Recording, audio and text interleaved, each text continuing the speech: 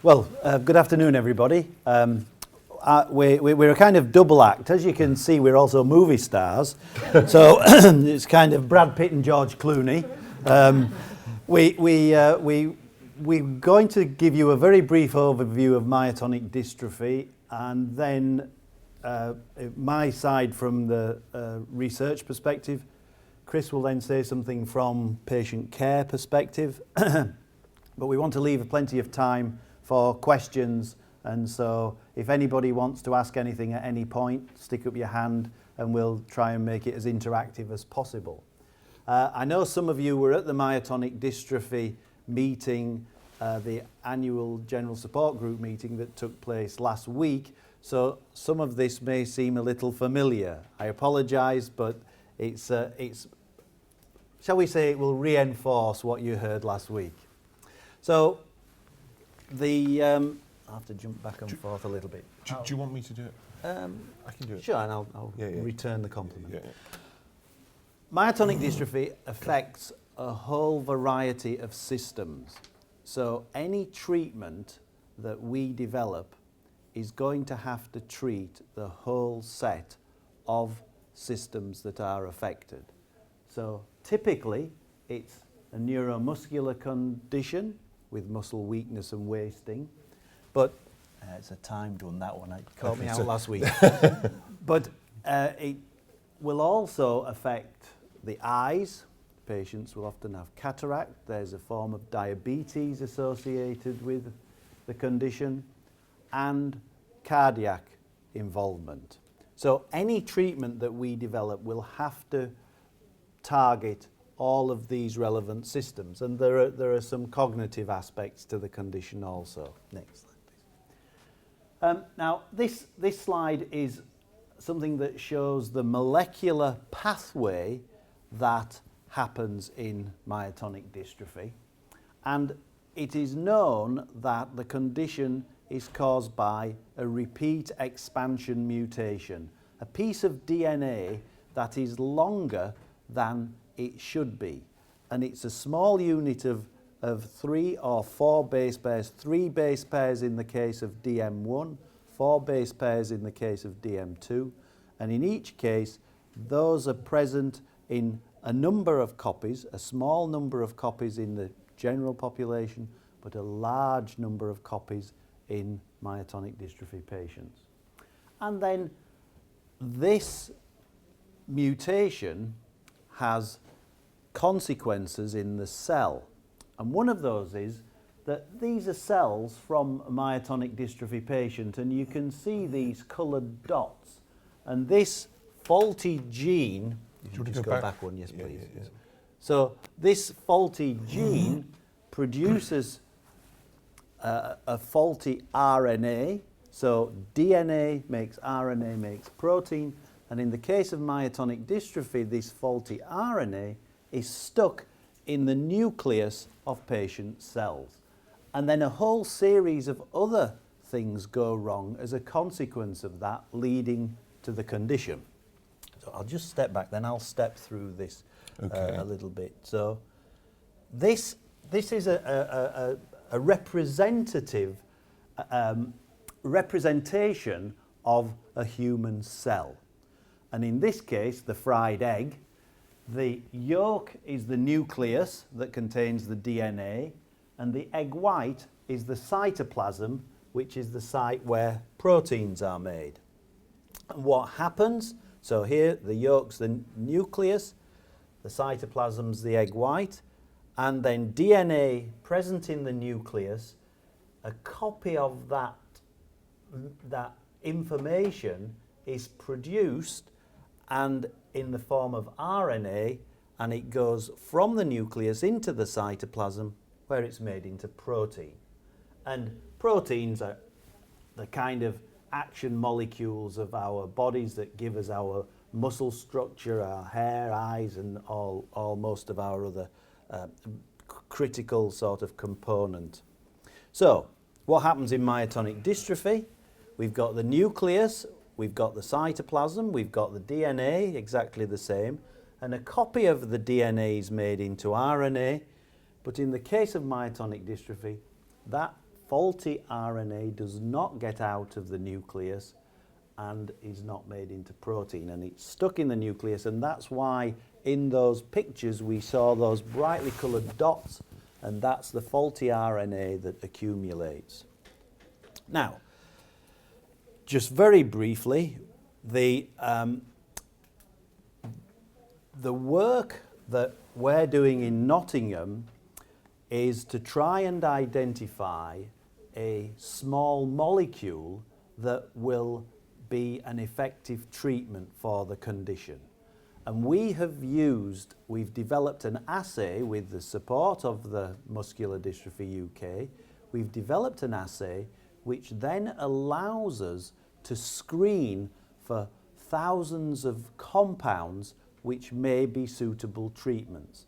And the assay is based on those spots that I showed you earlier. Next slide. No.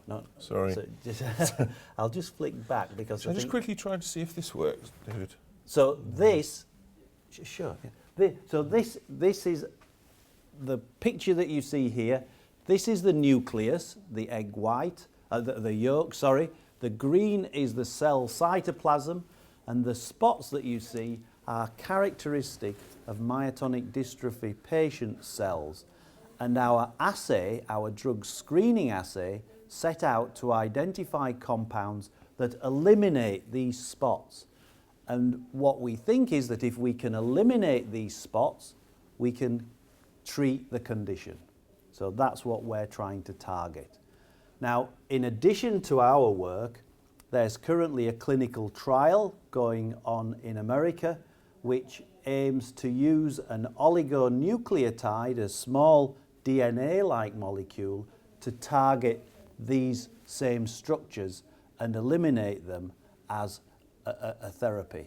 And interestingly, it's a similar approach to use a small molecule that's like DNA that's been used for Duchenne muscular dystrophy and some other muscular dystrophy. So it's a very exciting time for this type of research. This slide is simply to give some indication of the time scale that's involved. So typically there will be phase 1 of a clinical trial where a drug will be given to unaffected individuals in order to establish whether it has any harmful effects.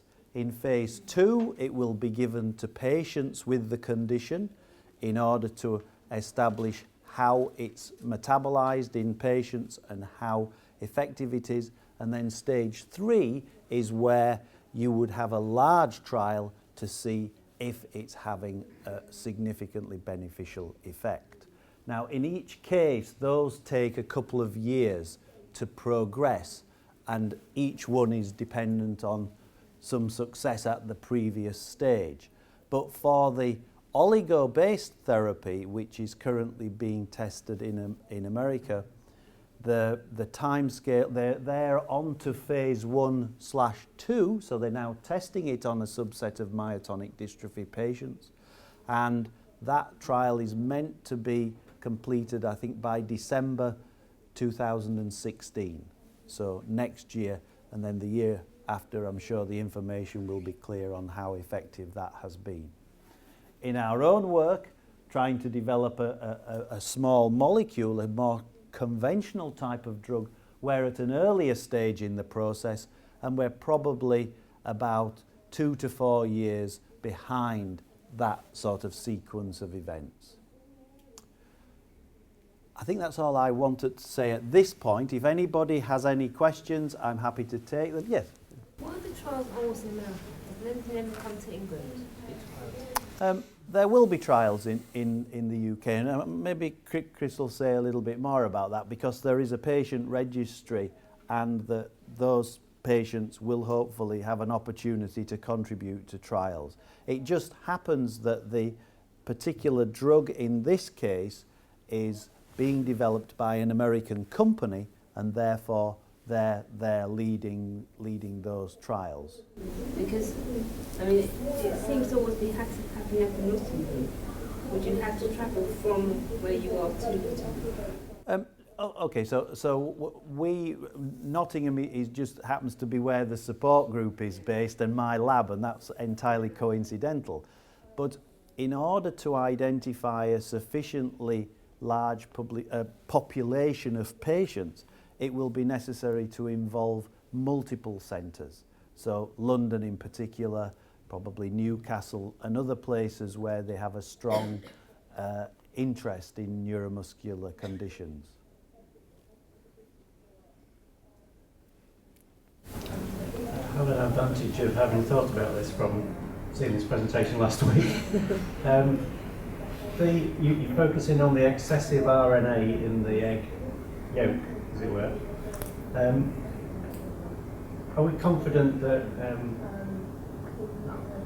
think about how to word it, could there be an effect on the patient from a lack of RNA getting into the egg white? Yes. So, okay, so it's a very, very, very good question. So when I showed that picture and it showed DNA, then RNA becoming made into protein, in myotonic dystrophy, that RNA is stuck in the nucleus, doesn't get into the cytoplasm, and therefore there could be a reduction of protein. And so there are two pieces of evidence really that suggest that it's the spots that are the major problem. One is you can generate a transgenic mouse which produces faulty RNA, and that gets the condition even in the presence of the normal protein. So that tells you that it's not just an absence of the normal protein that's the problem. It's a dominant effect of the RNA. Then people tested this very early on, and what they did was make a mouse in which the gene containing the repeat was knocked out. Surprisingly, you can actually get a viable mouse that completely lacks this gene. Both copies, not just one copy, lacks both copies. They do develop problems subsequently, but those mice that only lack one copy were almost indistinguishable from the wild type mice. So. But it's still a thought, isn't it? And it still raises its head in reviews and things. Yes. It's haploinsufficiencies is what you're talking about, where you don't quite have the same amount of the protein, and does it contribute to the disease? I think it's very much a lesser theory. I mean, this is a very strong theory with lots of evidence and lots of support, isn't it? If it does contribute, we formally can't eliminate that. Yeah. But we think that if it does, it's a very minimal contribution. Chris, shall I hand over to you? We'll Very good. take more questions as we progress. I'm going to try and do this. We should have done this start. Yeah. Yeah. Nice to see you all, and nice to see some familiar faces, and welcome to those who that are new to these talks. It's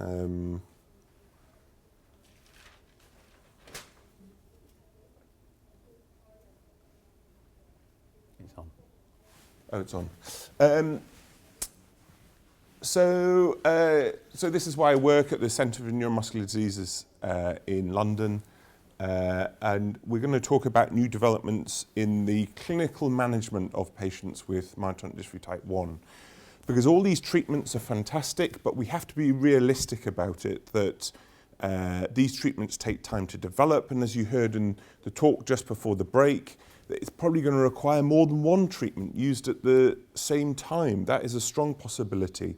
So there's going to be a number of years of lead-in where we're going to still need to look after patients and look after the complications of myotonic dystrophy, which, as we said before, is a multi-system disease. So we need some type of structured way of coping and managing those complications to prevent them being a problem. And that's what a lot of the work that I do at the MRC Centre is based around. You try the arrow. Yeah. Nope. Is it frozen? Is it frozen? Let's see. What I'll do is I'll just... No. That's in there. Well, we were going to talk about it. Let's just turn it off and start again. Oh, it's frozen, hasn't it?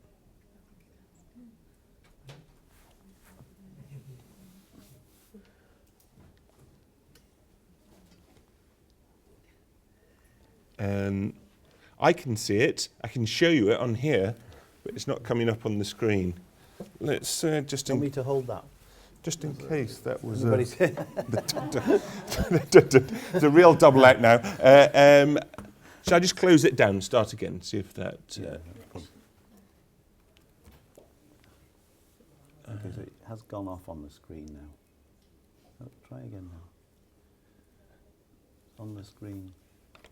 There's two. That's gone back. Yeah, that's gone back to my last slide. Are there two presentations open? If you close the Is that what it is? Got it. Where there's a will. Okay, so I don't need to tell you a lot about the clinical aspects. A lot of you live with myotonic dystrophy on a day-to-day basis. It's a dominant disease, as David said, and it's a multi-system genetic disease. I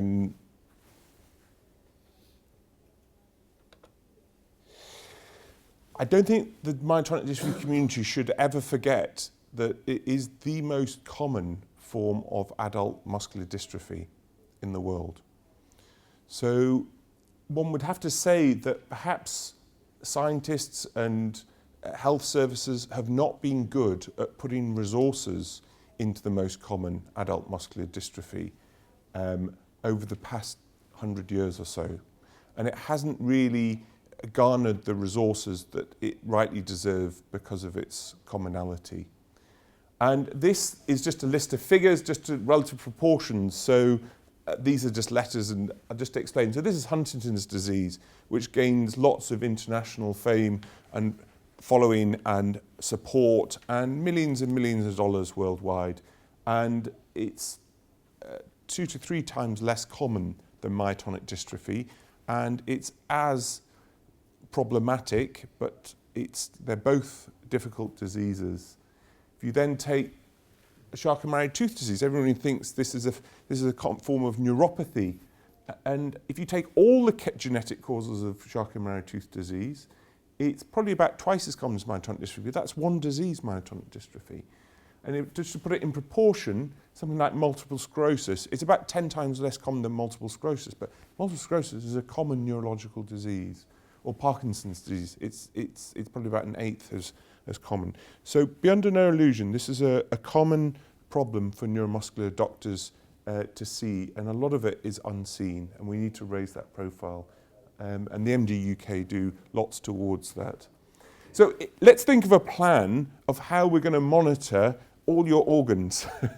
It's busy, and we've got to construct a system which allows us to do that efficiently without dragging you to hospital for endless appointments, which is probably the last thing you want as a patient. And this is just an 11-point plan that I'm going to show now. You don't have to read it, but just it makes the point that there are 11 aspects of your care, major aspects of your care as a patient, which we should target and focus on. So a lot of you will recognise, or perhaps not, Watson and Crick, who discovered the structure of DNA, and there's a joke for you to read. But the point of this slide is to say, the other day I saw a mum with myotonic dystrophy, very mild myotonic dystrophy, and normally mums who have children with myotonic dystrophy are severely affected, and that's the congenital form of myotonic dystrophy. But she had a child who was actually less affected, well, at least at a genetic level, than she was. Now, we've got to explain that, this variance, this variability in the genetics of myotonic dystrophy, and it's probably down to what's called epigenetic factors. In other words, other genes in your DNA which decide whether that myotonic dystrophy mutation causes lots of problems or causes less problems. And we need to understand that, because if we understood that, then we'd understand how to ameliorate potentially a lot of the aspects of myotonic dystrophy. And I think this is something that we really need to start thinking about. There's a lady got a question. I read a thing about a myotonic dystrophy that it skipped a generation. Is that possible? It would be highly, highly unusual. I mean, you could construct a scenario where the mutation became very, very small but was still there, and then the next generation expanded. I have to say, I've never come across that scenario. The story that I read about a myotonic dystrophy person, they didn't have it, and the next generation, the child got it, the grandparent had it. So there was a parent who had it, their child didn't, but their grandchild did. Yeah, right. I've never come across that scenario. David, have you ever come across a case report of it skipping that change in the DNA that much, that it contracts and then expands to that degree between 3 generations? Yeah, never that kind of thing. Well, it'd be interesting. If you've got the source of it, I'd be happy to look at it. But in general, unfortunately, because this is an unstable DNA repeat, it tends to get bigger. Occasionally, it actually gets smaller, as we talked about with that example with the mum that I recently saw. So I think we need to understand those factors about why that happens. But actually the point of this, because remember we're talking about screening, is that I think it's vital that you have your genetic diagnosis confirmed. And one of the reasons for that is because when treatment trials become available, they will almost certainly require 100% that you have your diagnosis of myotonic dystrophy confirmed with a blood test genetically.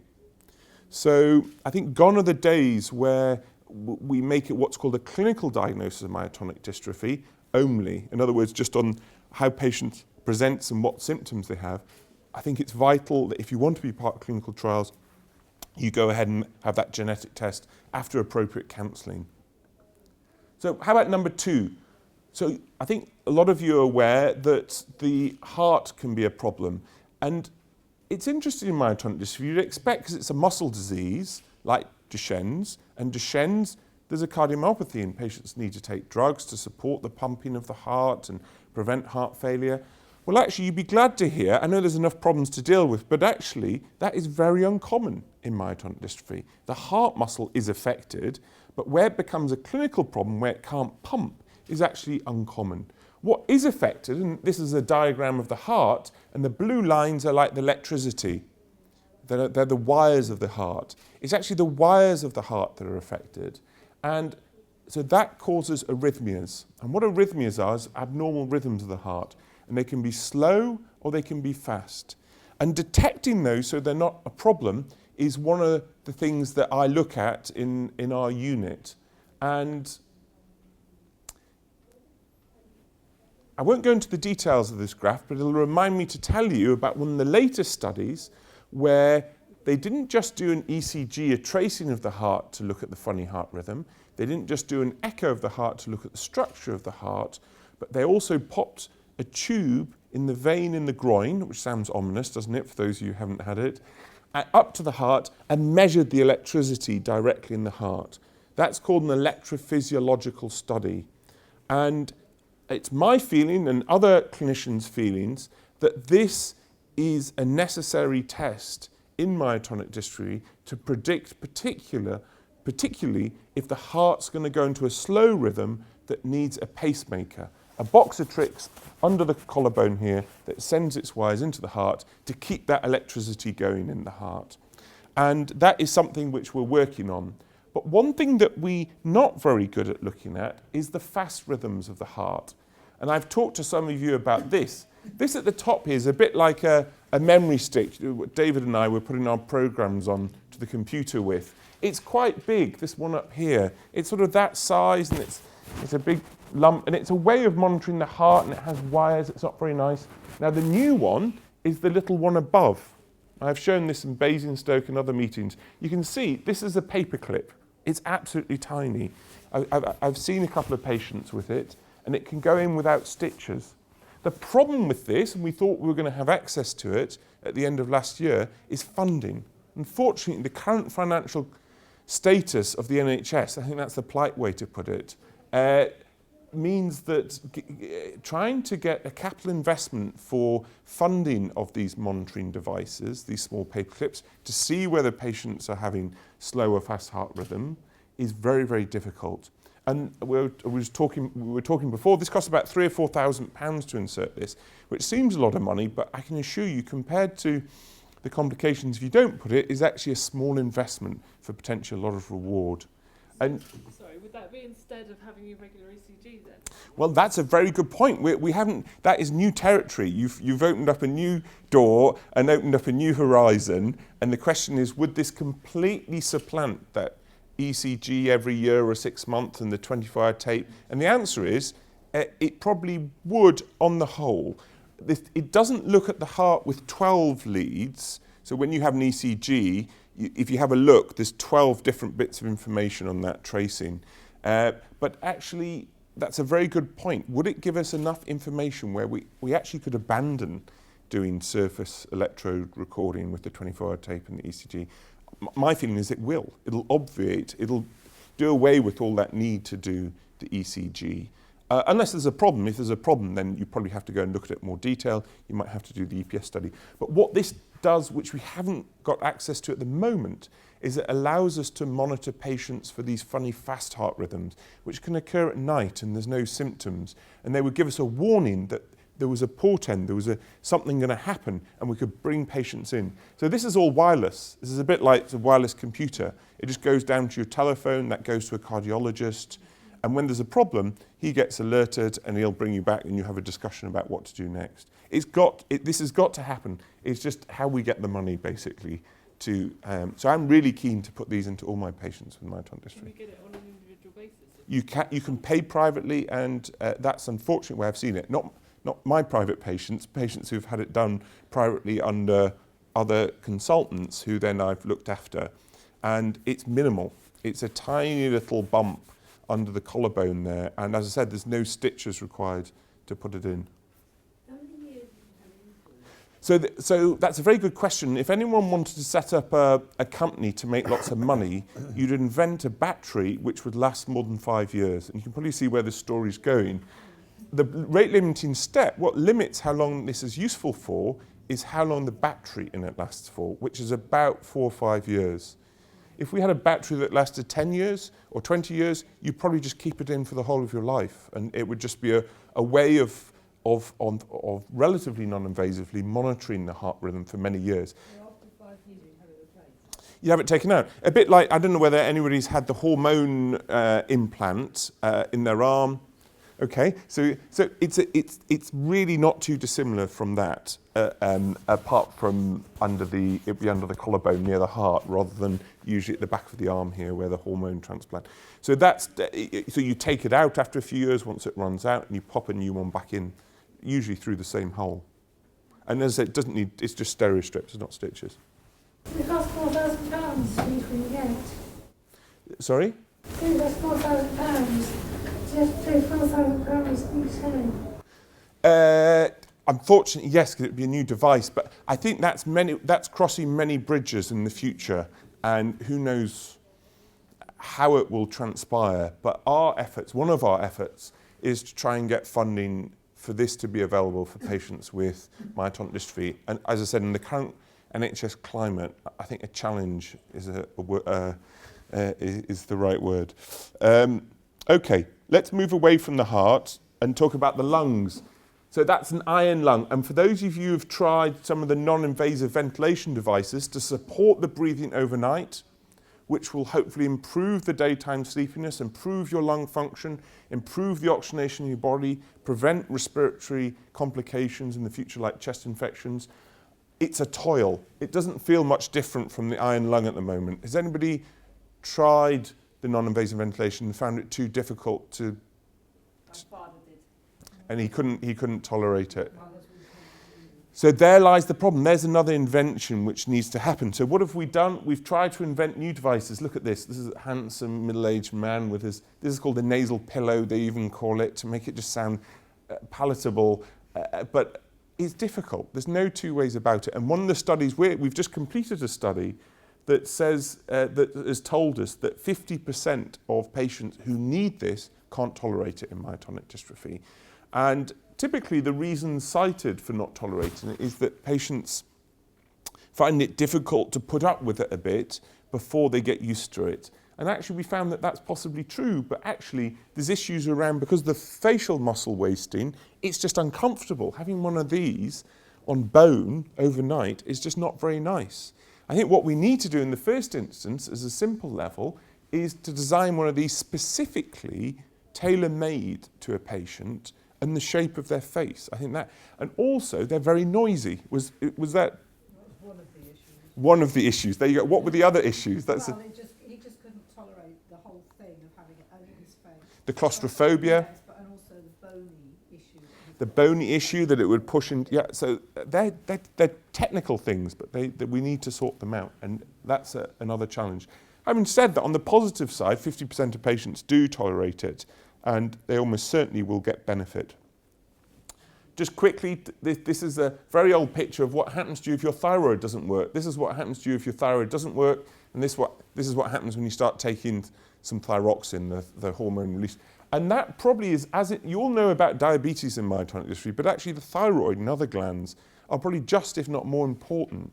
And actually diabetes, I'm not saying you shouldn't have a test for diabetes, is probably not such a huge problem as it sounds in the textbooks and on websites and things. Does that mean there's a lower risk of getting diabetes? Yeah, I have to say, I can't remember the last patient with myotonic dystrophy who's had complications from the diabetes. Of course, I've got patients with diabetes and myotonic dystrophy, but severe complications from their diabetes is actually an uncommon thing, even when they've got diabetes. So my father was a rare case then.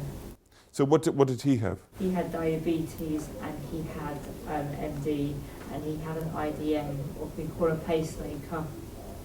And when it got to a point where he had to be fed by a peg machine, to say it was complicated was putting it in a very polite way. No, it is difficult. But the long-term complications of diabetes, so there's several complications of diabetes, are uncommon.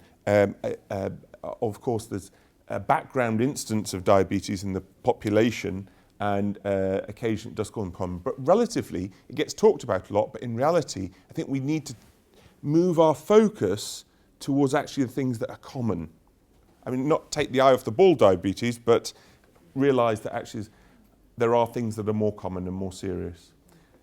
Cataracts, a common problem, and they can occur at virtually any time, and then there'd be another 20, 30 years before there's a problem. Now, this is something which often has poor availability, and the MD UK have been very good at supporting access to that, and that's physiotherapy and orthotic services. Patients commonly develop foot drop, and the foot drop is one of the reasons why patients with myotonic dystrophy fall over. And there's various devices you can get to help the ankle weakness. Unfortunately, we don't have good devices to help the finger grip weakness. I'm sure those in the audience realise what I'm talking about. That strength of being able to unscrew things and lift things, and it's very difficult. And some patients have head drop, so there are other devices for that. But these devices to help the ankle can be phenomenally useful, and it can take someone who falls over all the time into a patient who doesn't fall over at all, or very rarely. And so a good orthotist, an experienced physiotherapist, has a dramatic influence often, or can have a dramatic influence on the quality of life of some patients. Why does your knees sort of give way?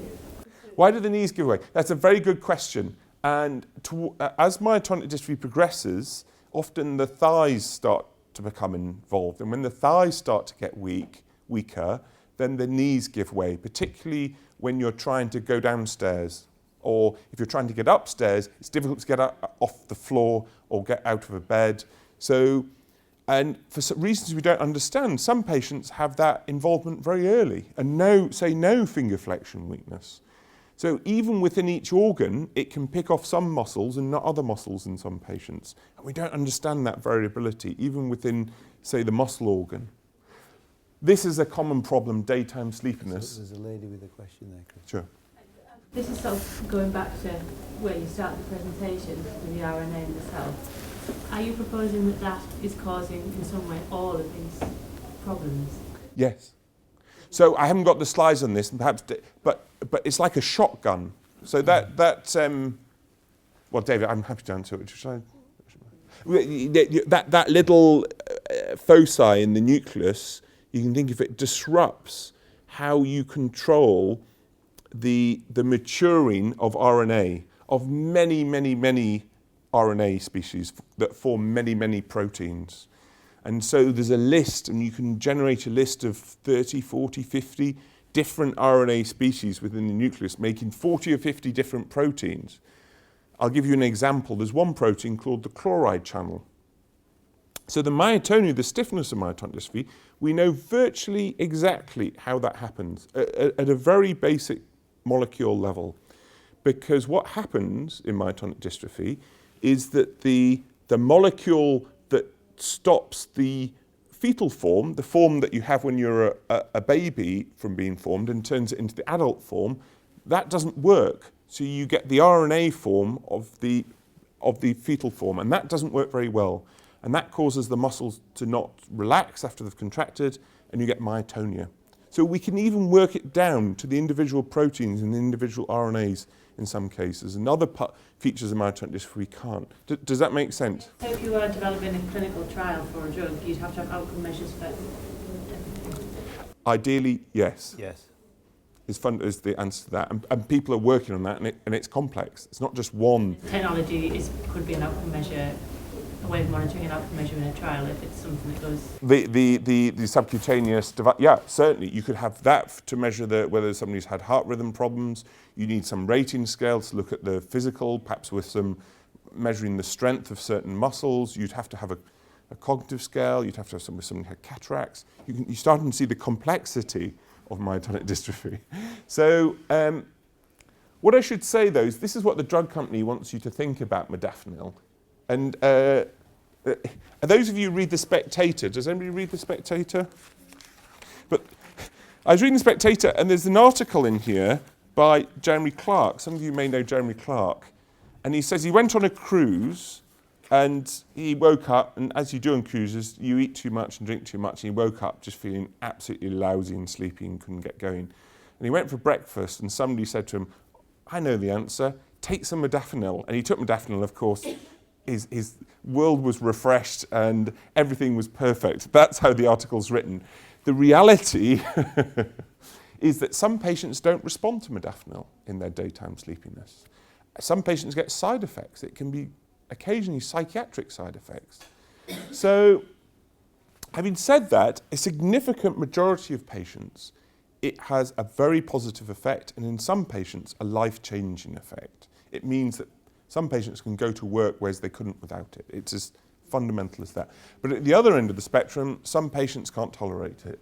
And you've got to look at other factors of why patients are sleepy, including not getting enough oxygen overnight. And we've talked about how difficult that can be treated. We're nearly there. So this is just to say there are ways of diagnosing myotonic dystrophy in your baby, before it's actually started to grow.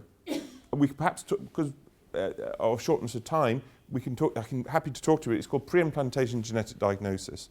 And so you can actually almost predict that if you're a mum with myotonic dystrophy or a dad with myotonic dystrophy, your child will not be affected. And the government started to pay for that, and fingers crossed is still paying for that over the past 18 months. You can have 3 trials of that, of what's called PGD.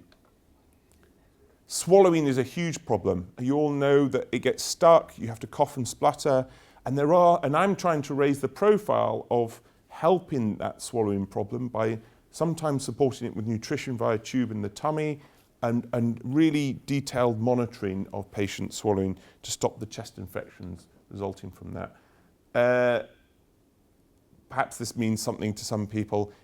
The IBS type symptoms, so a mixture of constipation and diarrhea in the tummy, can really ruin some patients' life. And there are treatments for that, antibiotics and ways of absorbing bile acids. I've had the antibiotics twice and it hasn't helped me at all. Untold problems. I don't told problems with it. Okay, so at that point, so what I take, because the doctors who study the function of the bowel wall are actually few and far between. Luckily, I've got a doctor called Dr. Anton Emanuel, and he, in patients who fail the trials of antibiotics, he would then do complicated tests to work out other reasons why it hasn't helped. I've had loads of tests now. Now I'm having the pulse treatment. The pulse, so you can see that it's complex, and we're only just starting to tackle. Of course, in a survey that was done by the MGSG, the most prominent symptom for patients, which was most troublesome, was the bowels. And if you ever go to the workshops there and hear Mark Roberts, who some of you will know, his workshops are full when he talks about the bowels of myotonic dystrophy. And this didn't used to get even mentioned several years ago. So the stiffness of the hand, there is a drug called mixilotine. It can have problems. So that's the stiffness, not the weakness, unfortunately. We're nearly there. Alert card. You heard about the alert cards that the MD UK, I haven't got a picture of the new one, unfortunately, which I should. We'll have some on the stand. You've got some on the stand, very good. And if not, we can send them. Very good. The new card is 6 size. It fits in the wallet. It's got space to have the name. Here we go. I mean, there's nothing wrong with these cards that have already been developed, but this is just giving a lot more detail. And the point of these is, if you go into A&E and you say you've got myotonic dystrophy, off you go home. How many times have I heard that story and the doctors hadn't really appreciated the full significance of the symptoms and the background of myotonic dystrophy? This card puts it in perspective and gives them a contact, the doctors there, to talk to someone who knows about myotonic dystrophy and potentially knows you and your myotonic dystrophy. So these are available. They're only new, only in the last few months, I think. So please pick one up and take one. And I think it's a fantastic development in myotonic dystrophy. So you give that to A&E when you get there? Yep, or any doctor, you give it to your GP, just to say, look, it might not be what you think. Think about it in a bit more detail. Here's some background. And that's just because doctors can't know about everything about every disease. The registry, we've talked about this. If you want to be a part of clinical trials, then this is the easy way. It's anonymous and it doesn't involve a huge amount of effort, and you get to decide. No one's going to tell you off if you don't sign up to the trials that they invite you to. You just don't answer and move on. Libby. So when they're asked if you tend to a kind of first point of contact with through email, but then if you don't respond to email or you don't have an email address, then we'll write to you to tell you. So vital that you do sign up to this, I would say, particularly with the development of several natural history and treatment trials that are coming up. This is a new model that all those 11 things, you can think, well, how on earth do we do that? I'm not going to hospital 11 times every few months. You wouldn't have a life. So this is a new elective 6-bedded ward. I think some of you may have come into it already. So Michael, you've experienced it a couple of times. How did you find it? It's fine.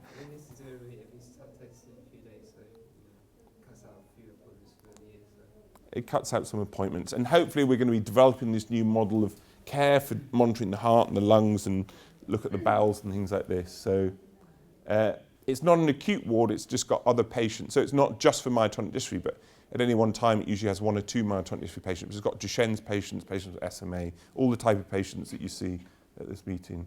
Is that just for adults as well? It is, unfortunately. It's an adult hospital. So between 16 and 18, we just about legally squeeze patients in, but anything under 16, unfortunately, it's a real challenge. This is just a paper outlining how we're developing clinical standards. And so I'll finish with this slide. So this is what your screening of your myotonic dystrophy should be. This shouldn't be me and Louise Spiegel, those of you know my clinic, my clinical nurse specialist, waiting with the spiders and cobwebs over it. You should be all coming through the door. And if we do all the tests and monitor them, we've got a greatest chance of preventing the complications. Thank you very much. Yes. Can I something I wasn't quite sure about, just relating it to my own family. You're actually talking about the electrical part of the heart. Sure. Is that, and you were saying going in at the groin and however you do it that way around. Sure. Can that be picked up via an MRI or an ultrasound, or is that completely different? Because I know there's two parts to the way the heart works, but being a non-scientist, I'm not sure of that. The thing about what's called excitable tissues which have electricity running through them, you can look at the structure or you can look at the function, and we haven't quite met the two. And the way we look at structure is by doing MRIs and echoes and CTs. And the way we look at function is usually by sticking on an electrode and trying to pick up little electrical changes. So in answer to your question, unfortunately an MRI doesn't currently look at the electrical activity. I mean, one might envisage that you give an infusion of a drug which binds to the electrical tissue and then the MRI can pick that up. You know, so we're thinking of ways that we can use MRI to look at the electrical tissue, but it doesn't look at the electrical function. Now, doctors in epilepsy, which looks at the electrical function of the brain when it goes wrong, are using MRI to try and detect the electrical changes there. So who knows, in the future we might be able to do MRIs looking at the electrical function of the heart. So once again, it's in development, but basically you have to do a wiring test or electrode test to look at the electricity of the heart. Does that make sense? No, it absolutely makes sense. Yeah.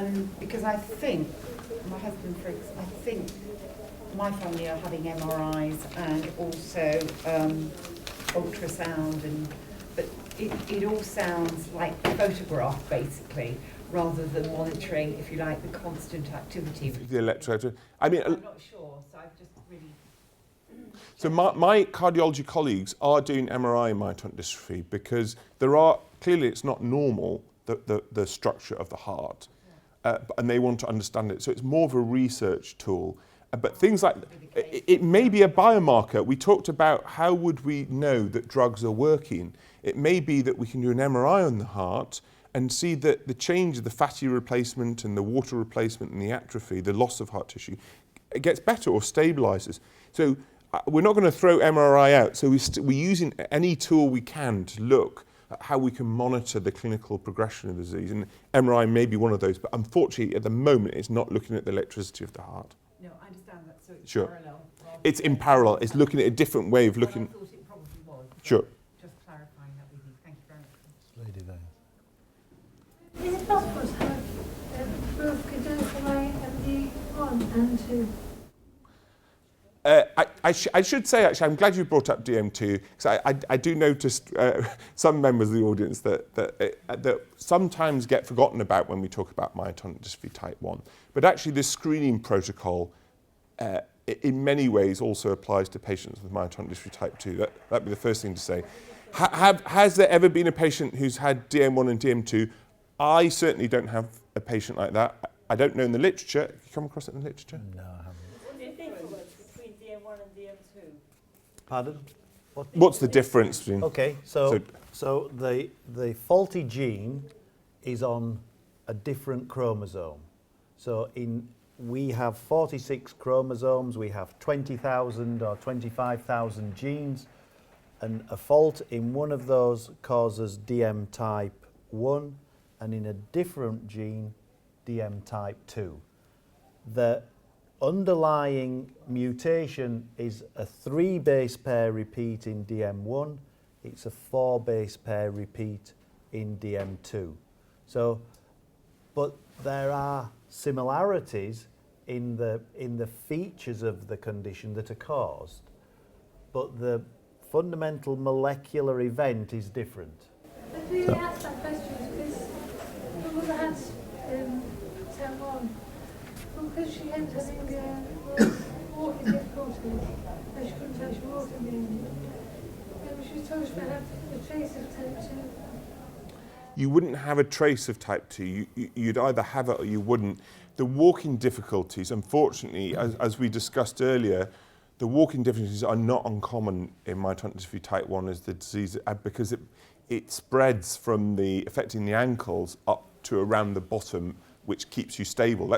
That's why, well, I've got a big bum. It's basically a huge muscle to keep your body from falling around. It keeps it stable, and those muscles in particular get weak. And when that happens, you can't keep stable. And those muscles, unfortunately, do become affected in myotonic dystrophy type 1 as the disease progresses. When we got our diagnosis, we were actually told that it wouldn't affect his walking, and then that was obviously became so days instead, and he was all a bit of a shock because that's the information we got told was that he wasn't. So it sounds like those doctors need to do the GP e-learning module. Unfortunately, instability and imbalance is one of the really difficult parts. Yeah. And it just, once again, it's about changing the culture and what's talked about and what doctors understand, and exactly, it is. And the variability of the condition is a challenge. And like in the first slide with saying that it affects a lot of different systems, and Chris has mentioned about clinical assessment of those. The thing with myotonic dystrophy is that this repeat expansion can be different in different tissues, and it's different over time. So that's partly why it's progressive. So it's a complicated mutation. So in the case of, say, Duchenne muscular dystrophy, that mutation will be the same in all cells of a patient's body. In myotonic dystrophy, it will differ to the extent to which the repeat has expanded, and therefore the severity of the condition in that particular system will vary accordingly. Yes? Is there any way of repairing the damage that is done to your muscles? Because I mean everybody does exercises and things, but I never, does it actually? No. Okay, so I suppose there are two aspects. There are two aspects to that, but perhaps I'll let me answer one thing first, and then I'll say to Chris about exercise, because I think that's an important question. In terms of, if we were to develop a treatment, could we have a beneficial effect? So that there's an experimental model system of a mouse where you can feed it with a chemical, and it induces expression of a faulty gene in the mouse, and the mouse develops effectively mouse-type myotonic dystrophy. But if you switch that off, if you stop that faulty RNA, the mice get better. So that's the only evidence that we have really, but I think it's grounds for optimism, that if we can treat the faulty, get rid of the spots, treat the faulty RNA, then I don't think it will convert someone with myotonic dystrophy into a world-class 100 metres athlete, but I think it will make a significant difference. And is that sort of on the cards, or is it? Well, that's the hope. That's what we are trying to achieve, yes. Now, in terms of exercise, I guess it wasn't even on the cards 10, 15 years ago. Well, it was, but it was up there in the stratosphere. I mean, it's moved quite rapidly in myotonic dystrophy field. But what you can do now is the big question, and whether if you exercise a dystrophic muscle, so a muscle with a genetic disease that gradually wastes, whether it's Duchenne's or myotonic dystrophy, whether that can then regain bulk and power with exercise is undergoing studies as we speak. And so the fundamental answer, the easy answer is we don't know. But all our what we do know is that what was told to patients 20, 30 years ago, that you shouldn't exercise, was clearly not correct, and that the limited studies in exercise in terms of muscle mass in myotonic dystrophy has shown that at the very least it doesn't harm you, and at the best it may make the muscles actually get bigger. But whether that muscle getting bigger turns into extra function is another question, and that requires further studies. What I advise patients is that given the fact it's not going to harm you, and our clinical experience tells us that if we see patients who exercise regularly, particularly exercising how strong they are in terms of balance, what the physios call core exercises, not lifting weights like Gareth Chilcott did for England as a prop forward and lifting very heavy weights, just few repeats, but doing stamina type exercises, that patients stay mobile and stronger for longer. That's all I experience. That's why we're investing money and time and energy in these clinical trials. All these clinical trials are based on hunches of clinical experience. They're not just picked from the air. So we just need to prove it now scientifically. So all the benefits that then entails if we do improve it. There are some tablets which you can take which are said to improve muscle power and strength. And I get asked about these quite frequently. Creatine, whey powder. You know when you pass Holland Barrett and you see buckets of the stuff and a guy like this on the front. Creatine was quite popular about 2000. It was quite popular and it was used in a number of muscle wasting and brain wasting diseases. And it may actually improve function, but the trouble is we don't know in myotonic dystrophy, and the trials suggest that it doesn't have a dramatic effect. So I don't think there's a magic pill, and I think consistent exercise of the stamina generating type almost certainly will have a benefit. Yeah, we get very tired, our muscles are obviously tired as it is a week. That's right. It can be difficult to exercise. And a small amount of exercise will make you feel more fatigued. Yeah. So exactly. So it's about practice. But from all I experience clinically, if you practice that, you start, like any practicing of any sports or exercise, you will get better and you'll maintain it for longer. I do climb stairs twice a day. I have to. I live on the first floor flat. Very good. So you got some exercise. I didn't actually not want to referral to the clinic for people with MS. And it is a program with different exercises to help that particular condition. I didn't quite catch your question, but I think your question was that I got referred to a physiotherapy session with patients who normally have MS. Yeah, it's for people with MS, which I was referred. And it showed all for exercises, people with these conditions to actually... Did you find it was helpful? Did you find it was helpful or beneficial? Yeah, I'm thinking, is that the sort of thing you mean with some core exercises? I think patients with MS are treated for core exercise because they're wobbly. They're like they're drunk without being drunk, unfortunately, because of how it affects the brain. And actually, a lot of those exercises can translate over to the patient with myotonic dystrophy. There's specific physiotherapy to patients with MS, which would not be useful in myotonic dystrophy. But if it's stamina-generating exercises and core exercises, it doesn't matter what type of patients you're treating. If you've got that on offer from your GP or local services, I'd take it. And if it helps, as Professor Brooks said, go with it. Perfect. What are your theories on cognitive problems within myotonic dystrophy patients? Did you come to Nottingham last weekend? No. Okay.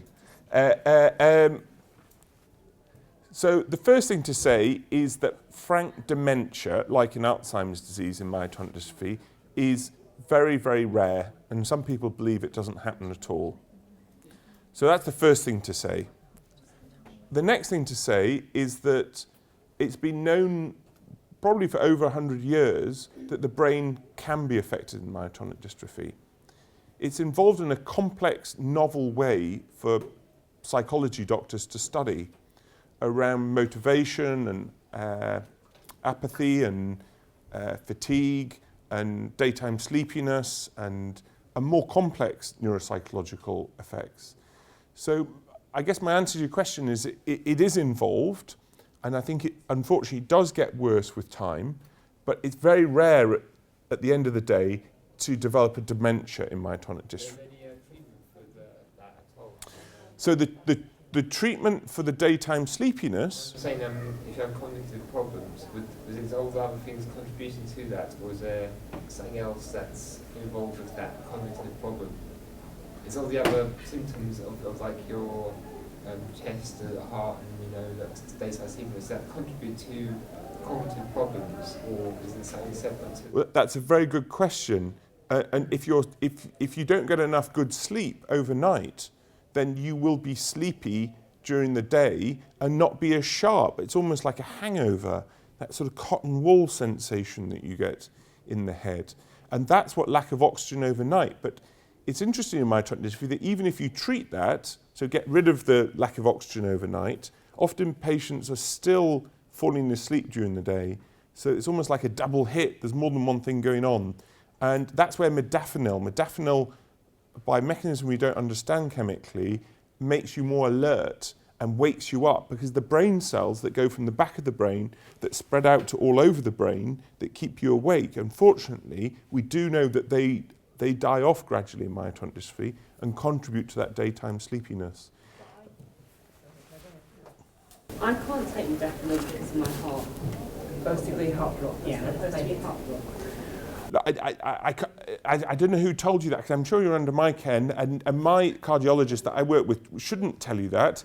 No. Told by my doctor, he wouldn't give it to me. I think that, yeah, there lies, it's about education for your GP, isn't it, and understanding. He wasn't willing to prescribe it. It's a bit of a problem if you prescribe it and we can't go to prescription then. Yeah. It's a challenge. Yeah, and it comes back to that training module as well. Maybe Yeah. useful. I think we've probably got some leaflets if we pop down about the training module that you can take to a GP. Yeah, there's a. I think the GPs think it's expensive and therefore they don't. They don't think they know, and unfortunately, but that's another discussion.